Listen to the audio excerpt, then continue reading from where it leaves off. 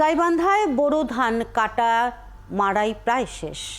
আবহাওয়া অনুকূলে থাকায় এবছর ধানের বাম্পার ফলন হয়েছে। তবে ফলন ভালো হলেও ধানের ন্যায্য দাম পাচ্ছেন না কৃষকরা। এদিকে সরকারিভাবে ধান কেনা শুরু হলেও অনলাইন ও মিটার পাঁচ সহ নানা জটিলতায় গোডাউনে ধান বিক্রিতে আগ্রহ নেই কৃষকের। তবে সংগ্রহ কার্যক্রমে ধানের আর্দ্রতা রক্ষা সহ কৃষকদের নানা সহযোগিতার কথা বলছে জেলা খাদ্য বিভাগ।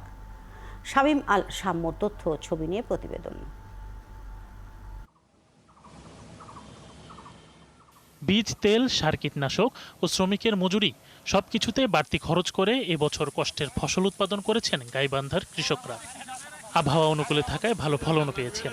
এরই মধ্যে ধান কাটা মাড়াইও প্রায় শেষ করেছেন। কিন্তু তারপরেও হাসি নেই কৃষকের মুখে, কারণ উৎপাদন খরচের চেয়ে বাজার মূল্য কম। তাদের অভিযোগ, সরকার প্রতি মণ ধানের দাম 1280 টাকা নির্ধারণ করলেও নানা জটিলতায় সরকারি খাদ্য গুদামে ধান দিতে বিড়ম্বনায় পড়তে হচ্ছে।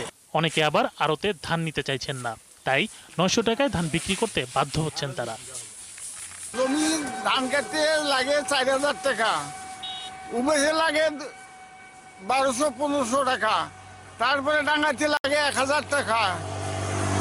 তাতে দেখা যাচ্ছে যে ধানের দাম 1000-এর উপরে পড়ে যায় কৃষকের। ধান বিক্রি করিয়ে টাকা উঠবে না। গুদামে এসে ধান দিয়েছিলাম 880 টাকা করে, আমাদের যা দাম দিছে আমি তাই নিয়ে চলে গেল। আবাদ করি, যে পয়সা খরচ করি সেই পয়সার দামে উঠে না, কেমন করি। কৃষকের এমন দুর্ভোগের কথা ভেবে প্রত্যন্ত গ্রামাঞ্চলের বিভিন্ন হাট বাজারে ধান ক্রয় কেন্দ্র খোলার পরামর্শ দিচ্ছেন কৃষক নেতারা। হাটগুলোতে যদি ক্রয় কেন্দ্র নির্মাণ করা যায়, সেই ক্রয় কেন্দ্রের মাধ্যমে কৃষকরা বিভিন্ন চর থেকে দূর দূরান্ত থেকে কৃষকরা সরাসরি ওই ক্রয় কেন্দ্রে ধান তারা বিক্রয় করতে পারবে।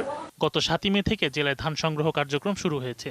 জেলা খাদ্য বিভাগ বলছে, সরাসরি কৃষকদের কাছ থেকে ধান সংগ্রহের সব ব্যবস্থা গ্রহণ করা হয়েছে। অ্যাপসে কৃষক নিবন্ধন হয়, নিবন্ধন হওয়ার পরে সেটা জাস্টিফাই হয়, ভেরিফাই হওয়ার পরে লটারির মাধ্যমে আমরা প্রত্যেক কৃষকের কাছ থেকে ধান নিয়ে থাকি এবং কৃষক তার অ্যাকাউন্টে চেকের মাধ্যমে তার সংশ্লিষ্ট ব্যাংক অ্যাকাউন্টে এই টাকাটা পরিশোধ করা হয়।